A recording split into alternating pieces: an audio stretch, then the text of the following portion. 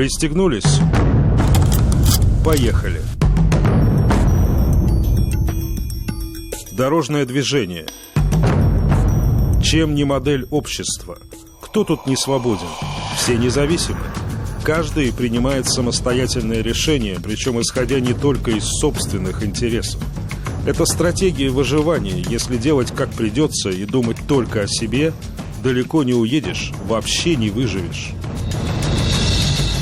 Пешеходы терпеливо дожидаются зеленого сигнала. Водители также способны пережить десятки запретов и обязательств на своем пути. Любое нарушение правил этого общежития осуждается всеми его членами.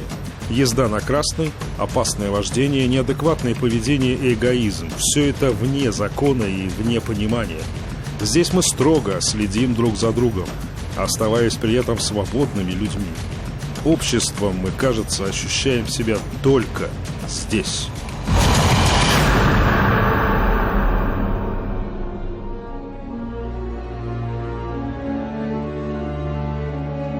Каждый день в одной только Казани падает целый Боинг сраженных ковидом людей.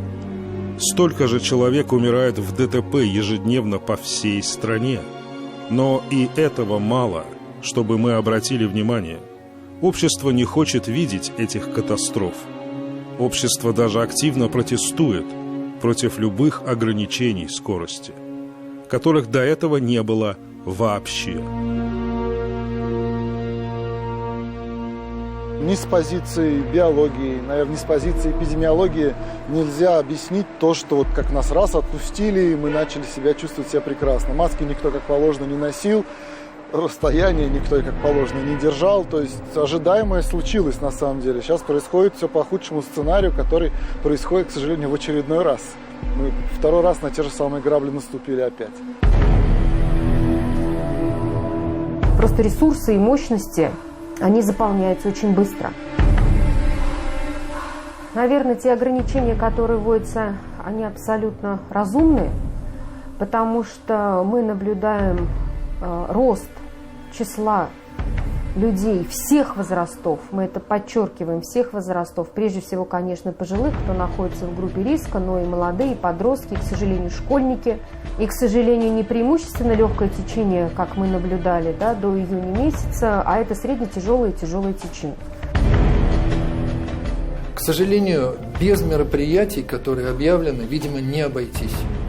К сожалению, сознательности граждан нет. Давайте заглянем в историю. 1830-31 год, холерные бунты. Никакого интернета. И все то же самое.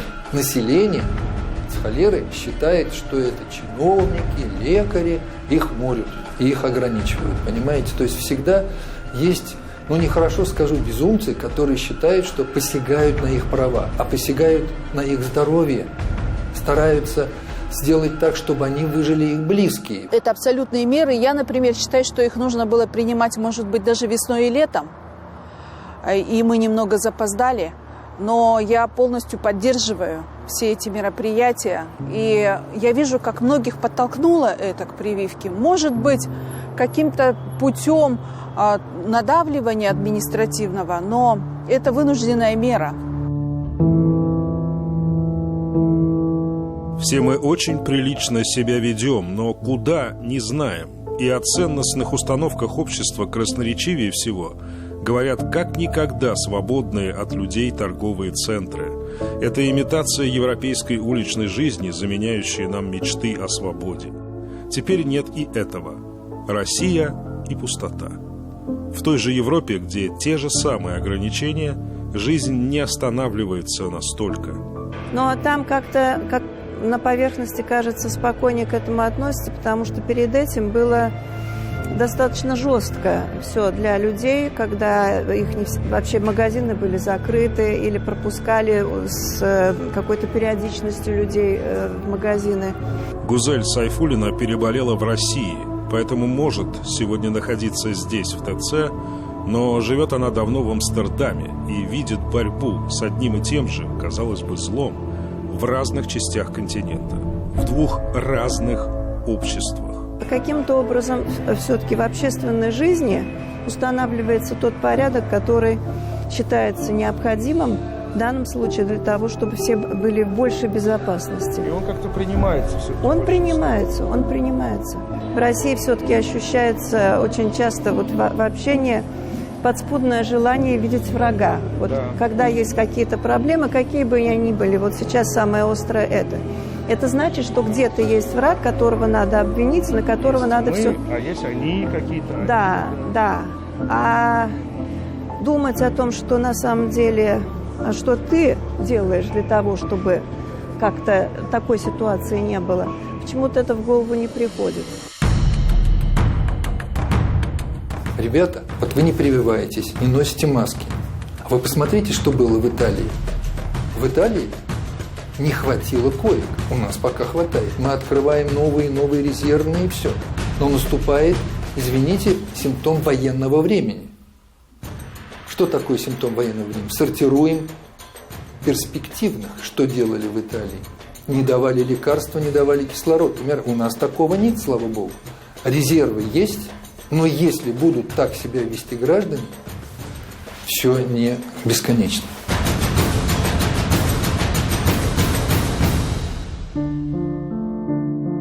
Ситуация действительно близка к катастрофической. Еще немного, и не хватит никаких мощностей всей системы здравоохранения. Врачи окажутся перед тяжелым моральным выбором. Осознаем ли мы вообще, куда мы катимся? Нет, не осознаем.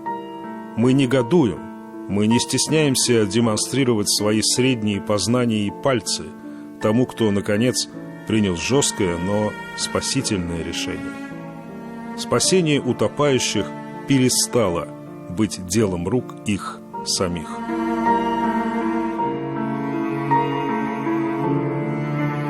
Вы знаете, как спасают тонущего паникера?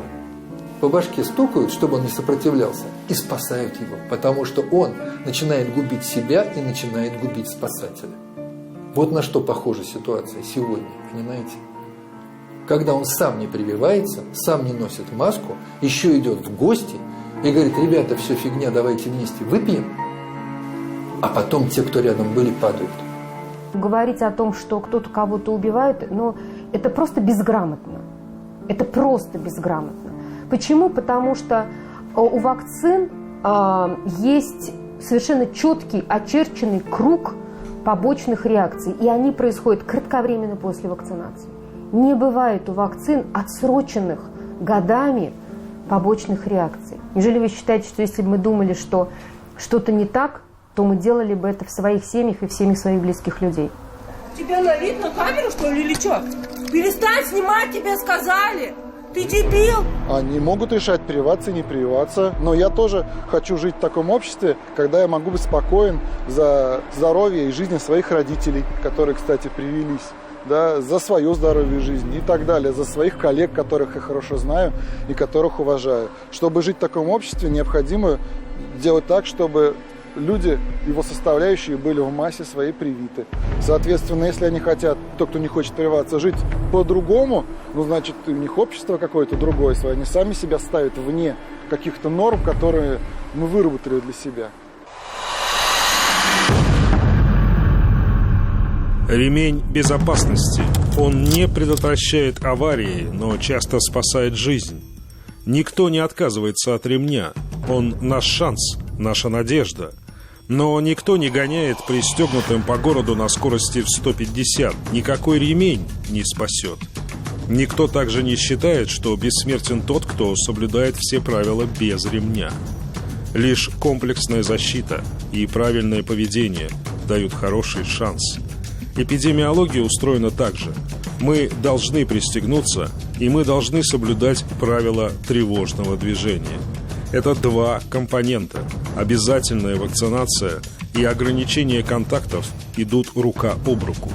Предотвращать необходимо аварии, а не только смерти в них.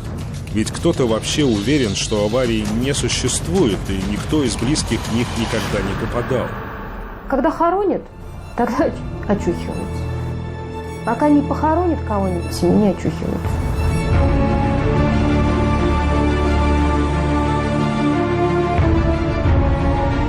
Если вам надоел и этот концлагерь, если хочется большей свободы в принятии решений, есть варианты. Вот так они выглядят со стороны, с точки зрения здравого смысла. Если у вас своя дорога, своя голова на плечах, если вы не слышите и не видите никаких сигналов, отправляйтесь в это свободное плавание. Только не зовите с собой никого.